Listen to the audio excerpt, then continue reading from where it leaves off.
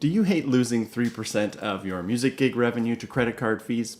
Well, in this video, we delve into the world of money-saving hacks and crafty strategies to help you avoid credit card fees when receiving payments for your music gigs so that you can keep more of your hard-earned money in your pocket.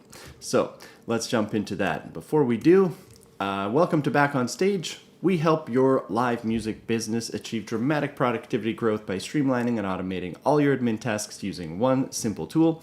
We're a live music booking and management software that puts all your documents, clients, and team communication, payroll, set lists, and more into one place so you can increase gig capacity and revenue growth. You can join our community of thousands of live music makers who use our unique features to decrease average booking time from 3 hours to as little as 15 minutes, plus save over $2,000 a year by consolidating all your software subscriptions. We're basically 8 services in one app that saves you about 85% a year.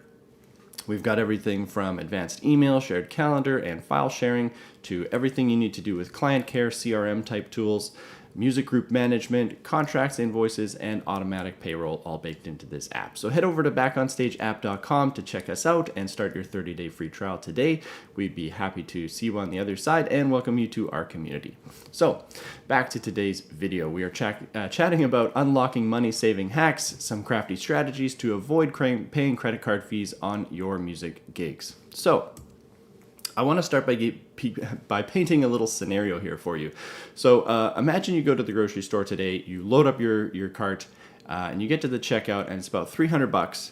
You whip out your credit card, and the person at the till says, "Oh, you want to pay with a credit card? Well, that's going to be another $30 then." How does that make you feel? You're like, "Well, I didn't know that coming into the grocery store. Why are you throwing this surprise fee at me at the last minute? The grocery store next door doesn't do that." You know, you're going to kind of feel a little awkward as a customer and probably not enjoy that surprise fee at the checkout process. So you shouldn't be doing this with your customers either. Basically, your credit card fees never should be a surprise, okay? If you're going to charge that fee to your client, which I do hear sometimes band leaders come to us or music group owners and they're like, yeah, that 3% that Stripe or PayPal charges, I don't want to have to pay that, so I want to add that as a line item to my invoice and bill that to my customers. Well, if you're going to do that, that should be stated up front. As soon as you start communicating with them, or even ideally on your website, in wherever you list your pricing for your music group, you should list on there, we will charge you an extra 3% if you want to use a credit card. However, if you're going to do that, like I say, you can risk kind of souring that relationship a little bit. People might look at that and be like, "Oh, that's weird. Why are they charging me that fee? These other bands aren't doing that." And that can turn into a bit of a disadvantage for you, actually. So I wouldn't necessarily recommend doing that. So what is the solution? Well, the solution really is still to accept credit cards. And we did a video a couple days ago on how to maximize your tips. Specifically, obviously, if you're in a part of the world where tipping is part of the culture, what we've seen in analyzing a lot of the transactions through our platform is that clients do tip a lot more and quite generously when they're allowed to pay with a credit card. And as soon as you throw the friction of having them need to write a check or go to the bank and get you a wad of cash, as soon as you add that into the equation, the tips just kind of drop right off. So you will actually probably come out a lot more in the plus side of things if you allow people to pay you with their credit cards. And especially if you are in the wedding industry, I would say that like tons of couples just love using their plastic to pay for their weddings because a lot of them are using points cards, which can actually help them pay for a lot of their honeymoon.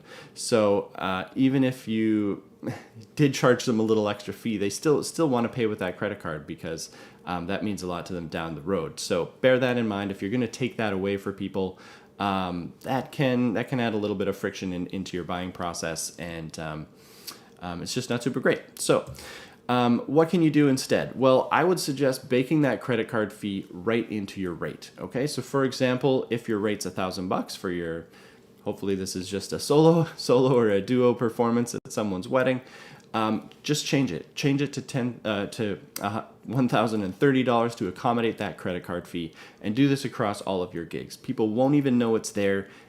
Technically, this is another business expense, and it should just be baked right into your pricing, just like your utilities, your rehearsal space fees, costs of maintaining your instruments, your vehicle, all that stuff. If you itemized all of that stuff on every invoice for your client and we're like, we did 3 gigs this month, so you have to pay for a third of our rehearsal rate, and like that would be ridiculous. No one would want to see that. It would be a nightmare for you to keep track of. So that's just not the way to go. You have to bake this into your pricing just like any other cost of doing business. Now, what are all the advantages of that? Well, obviously, if you include that, your clients won't even know it exists. They'll be totally fine. It's not like you're slapping them with a surprise fee when they're getting ready to pay you.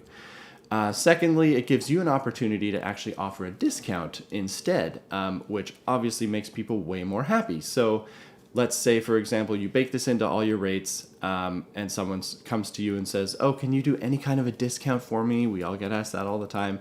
You can say, absolutely we can. If you want to pay us with cash, we can save you $300 or whatever that 3% works out to on whatever bill amount you were going to charge that person. So people love that kind of stuff. And of course, you can also just give people discounts to pay with cash in the first place. So if they say to you, yeah, can I pay with cash and get a discount? You know the answer is yes now.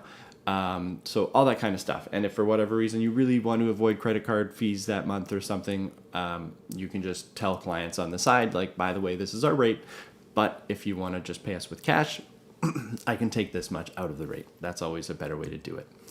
And then lastly here, so like I said, yes, you can improve the client relationships because people much prefer getting a discount over having a surprise fee.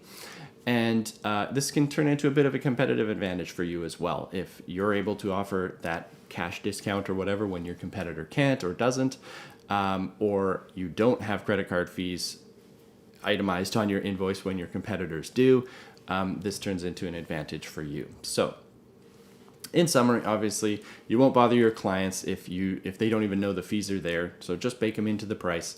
It gives you that opportunity to give a discount when they want to pay with a cash or check, and it improves the quality of that relationship and can give you that competitive advantage as well. So hopefully you enjoyed all those tips and ways to avoid paying credit card fees out of your own pocket so you can keep more of your hard-earned money. If you enjoyed this video, please consider liking and subscribing. It really helps the channel out and helps us understand what kind of content you're into so that we can make more of it. So thanks so much for watching. Happy gigging, and we'll see you